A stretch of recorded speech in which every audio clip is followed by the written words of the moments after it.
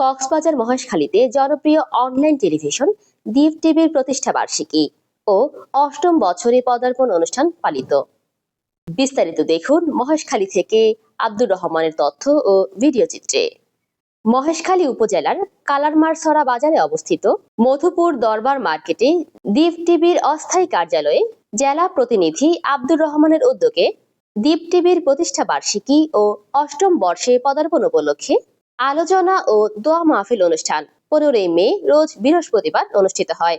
এতে উপস্থিত ছিলেন বাংলাদেশ মুজাহিদ কমিটি মহেশখালী উপজেলা উত্তর শাখার নায়েবে সদর মোহাম্মদ জাহাঙ্গীর আলম হিরু, কালারমারছড়া ইউনিয়নের যুবদলের সিনিয়র যুগ্ম আহ্বায়ক মোহাম্মদ শামসুল আলম পিঙ্কি, দৈনিক আমাদের কক্সবাজার পত্রিকার স্টাফ রিপোর্টার মিনহাজ উদ্দিন আরজু, সাংবাদিক জুয়েল চৌধুরী, মাওলানা হোসাইন আলী, পশু ডাক্তার মুজিবুর রহমান, পল্লী ডাক্তার কায়সার হামিদ সহ আরো অনেকে।